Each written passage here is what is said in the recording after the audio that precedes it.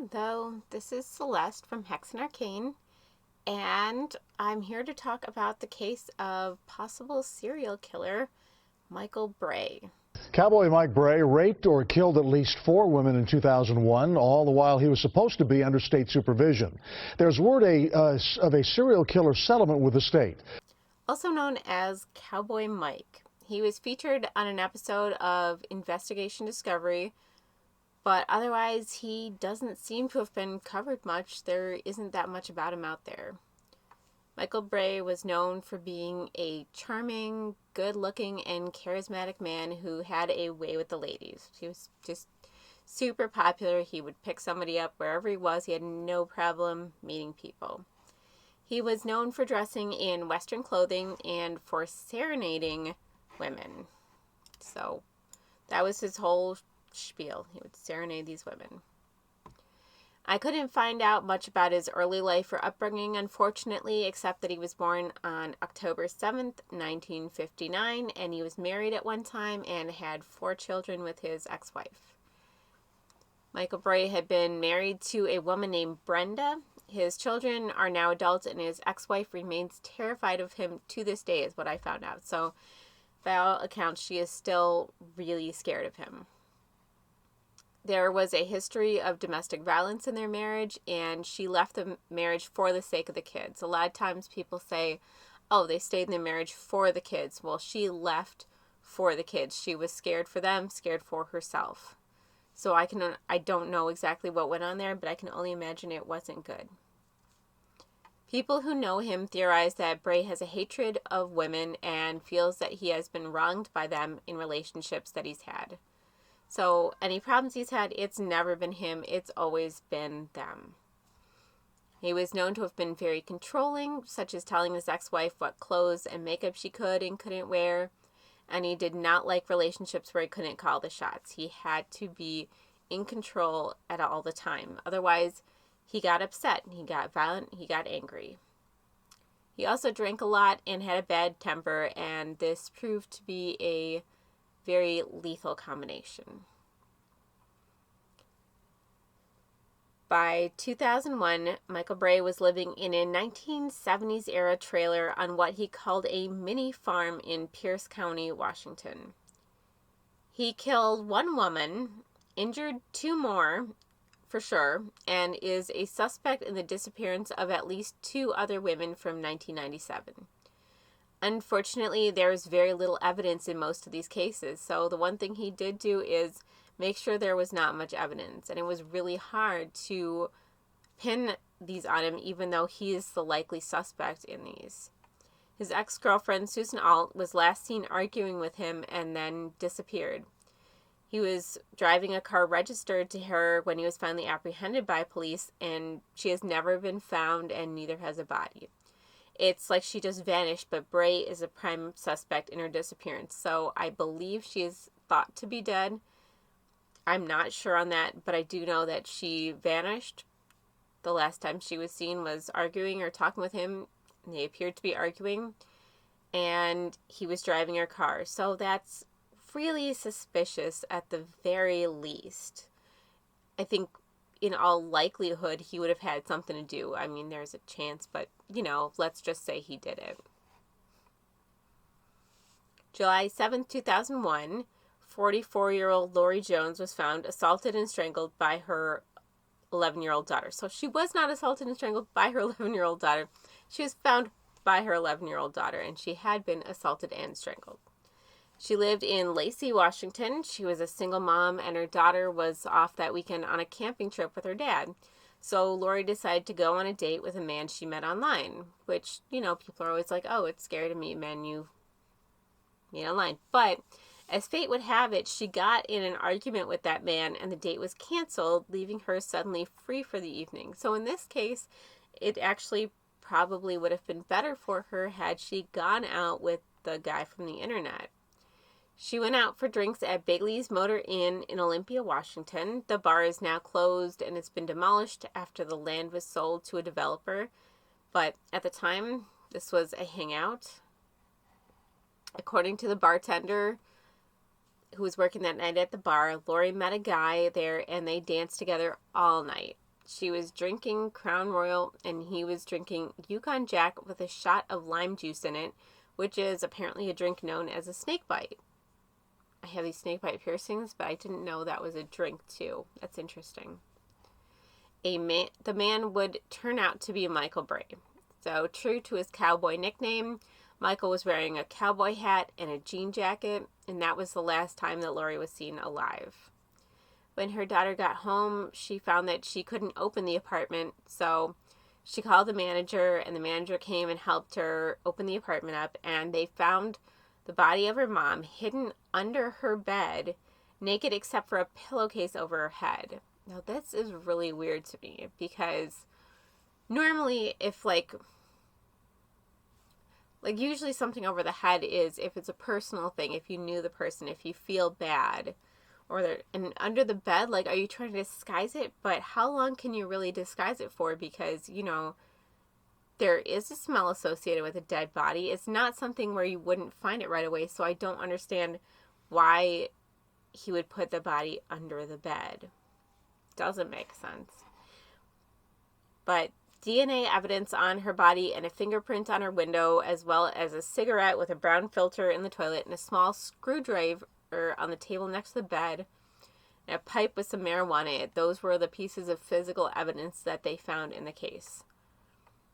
The brown cigarette filter matched the Camel cigarettes that were found in Braae's truck when he was taken into custody, while Lori herself smoked white-filtered Marlboro Lights. So they were able to say, hey, these were not her brand of cigarette, but probably came from whoever killed her.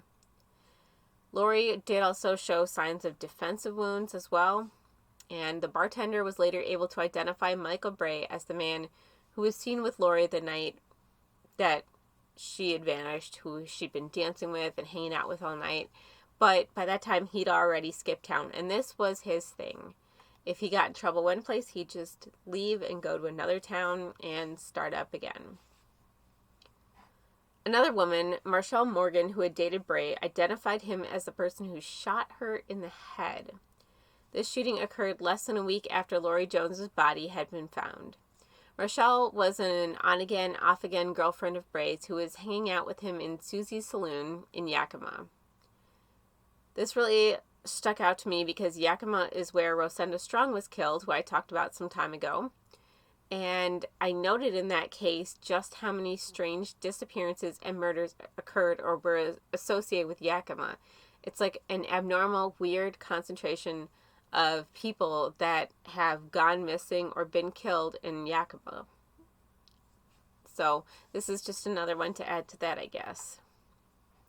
Marshall was found in a ditch in Yakima with a gunshot wound to the head. In June of 2001, Braae went on a violent spree, attacking 4 women, raping 2 of them, killing 2, and attempting to kill Morgan, shooting her in the head and dumping her on the outskirts of Yakima.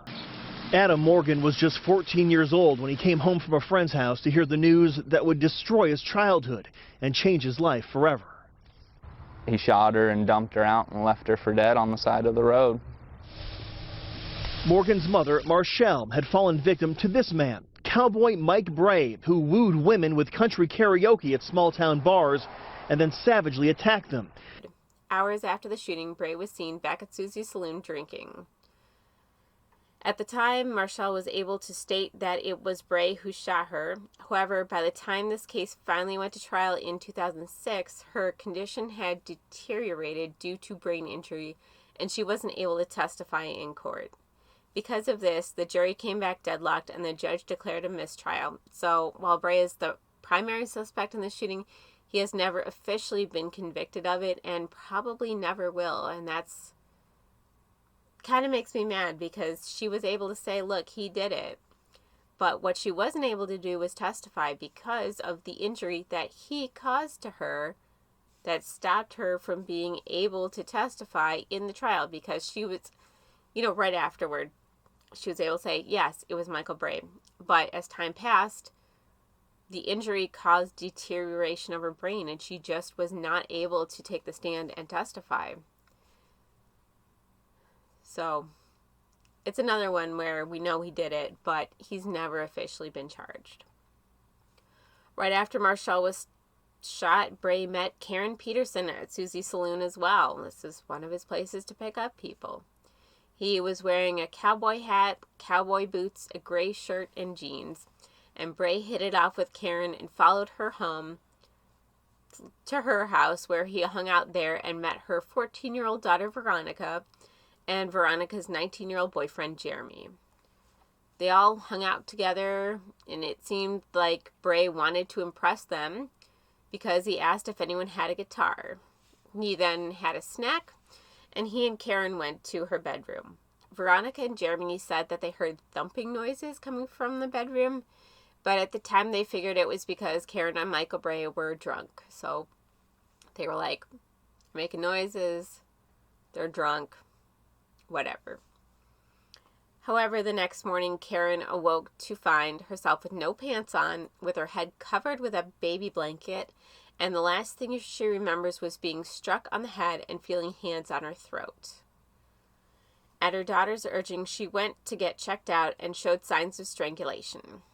The next day, the family saw Michael Braae's picture in the paper from one of his previous crimes, but he was already on the move again. So she is incredibly lucky to have survived this. It seems like he kind of followed a pattern or a ritual, especially with the baby blanket over the head. That's like the pillowcase over the head that was found of the other woman. So he has this thing. Maybe he doesn't want to look at them. Maybe he doesn't want to see the face.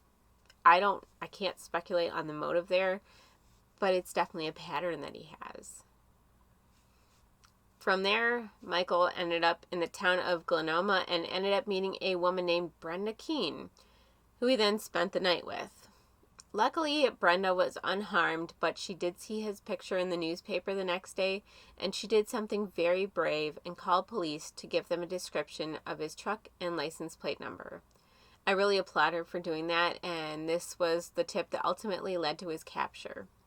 He was so good at just skipping town and evading anyone looking for him, but finally his luck was about to run out. With authorities on the lookout for his blue Nissan pickup truck, they got a tip a few days later that his truck was spotted by a delivery truck driver along the Oregon-Idaho border. So, it gets more interesting here because he was finally apprehended in a very dramatic scene where, being pursued in a high-speed chase by police, he shot at officers and drove through a barricade. Braae then ended up on the Snake River Bridge, where he stopped right on the bridge after police shot his tires out, and then he jumped over the side off the bridge. After a drop of 40 feet into the river, the police sent a canine unit in after him, but they called the dog back after Braae tried to drown it. Please stand right where you're at. The case has caught national attention when Braae tried to escape capture by shooting at police, jumping 40 feet into the Snake River along the Oregon-Idaho border, and trying to drown a police dog. He was finally apprehended by a police boat and taken into custody. In the jump, he lost a tooth, but a detective with the Lacey County Police Department said it was a miracle he wasn't seriously injured or killed after such a fall, especially since water in the river there was not especially deep. So this guy really, I don't know if he was really thinking he could escape or he was just felt cornered in a desperate situation, but just jumping off a bridge 40 feet is pretty scary. And he went through all these lengths not to get apprehended, like shooting at police, like that just makes it worse. So I feel like he must have thought he could actually get away from them at that point, but it wasn't successful. Michael Braae has admitted to having sex with Lori Jones, but denies killing her, and also claims that he was not trying to drown the police dog, but to save it. So one thing I will say, everything I've read about him and from him, he has this way of turning things around on people. So he won't deny what you see, but he'll reframe it in a way so nothing's ever his fault. He didn't do things. It wasn't him. So all these people saw him trying to drown the dog, and he'd say, no, this dog was drowning and I was trying to save it. Okay, sure, we'll go with that. Reportedly, Michael Braae hates the Cowboy Mike nickname that was given to him by the media, he believes that it implies that he isn't really a country boy and he just wears the clothing. So he's really a country boy. He wants everyone to know he's really a country boy, and Cowboy Mike just cheapens that image. While in jail, Braae has a history of trying to escape. He was held for a drunk driving offense in 1997, and he slipped away from a work crew. Then he was arrested in Idaho. He fashioned a lockpick out of a chicken bone and used it to get out of his cell and beat up a guard. But then the other inmates heard the commotion and they subdued him until he could be returned to his cell. Why would the other inmates do this? Why would they help out the guards and the prison system and stop him from escaping? Well, it turns out that Michael Braae wasn't very popular with his fellow inmates. They described him as arrogant and said what a jerk he was. Clearly, his charisma that was so successful with women in bars was falling short in jail. He attempted to escape multiple times since being arrested and is considered a risk for escaping, but the last attempt was in 2005. Braae is also the suspect in the 1997 murder of Valina Larson in Clackamas County, Oregon. She went missing in 1997, and her bones were found in 1998 by kids playing in a field. The kids found some of the bones and took them to school, where their teacher told them that it was deer bones. But they later went and dug up the rest of the bones. In doing so, they found a skull, which had them convinced that these were human remains. Unfortunately, by this time, all that was left of Valina was a skeleton with no evidence and no cause of death, so no one has been officially accused or convicted in her death. But the remains were identified as those of Valina Larson, and although there is no official link with Braae, again, she was last seen with Michael Braae. This is starting to sound familiar. They were seen arguing at a storage locker, and later Michael was seen leaving the storage locker, but Valina was never seen again. Also pretty suspicious. Another Oregon woman, Deborah Van Leuven, was last seen with Braae and then disappeared, but no trace of her has ever been found. So there was no body. We don't know that she's even deceased, but she hasn't been seen since then, and she was last seen with him, and he kind of has a pattern of people he's seen arguing with either disappearing or being found dead. Michael was convicted of the sexual assault and murder of Lori Jones, the only victim where there was physical evidence that linked him to the crime. He was sentenced to 47 years in prison on July 23, 2008, and has said that he intends to appeal the decision. He's an extremely intelligent and cunning guy and was able to commit crimes leaving little or no trace in many instances. Investigators on this case believe that there very well may be other victims and that he fits the profile of a serial killer and sociopath. During this entire ordeal across the Northwest, Michael Braae was supposed to be under the supervision of the State Department of Corrections, but they lost track of him over a paperwork mix-up. They need to be watched on parole. With 42 various convictions dating back to the mid-1990s, attorney Blaine Tamaki says Braae shouldn't have been out of jail in the first place. Today, he announced a multi-million-dollar settlement with the state. If the DOC, the Department of Corrections, would have been doing their job and reporting to the court his serious crimes that he was committing during parole, they could have locked him up. All four families have now settled their cases with the state for a total of $6.4 million. Marshall Morgan is currently in an assisted living facility in Montana. She still has Michael Braae's bullet in her brain. Braae himself is currently serving a 48-year sentence for murder. At least since going to prison, Michael has become very religious, at least outwardly religious, and a prolific writer, working on Christian fiction books and articles on what the Bible really says about various topics. He denounces televangelists, saying they spread misinformation about what is in the Bible and do it for personal and financial gain. I think it's so sad that there were so many women connected to Braae who disappeared and that some have never been found, that bad things have happened to them, like the woman that was shot in the head. I'm really hoping that at some point the women who have gone missing are found, and that there can be some resolution for their families. So what do you think about Cowboy Mike?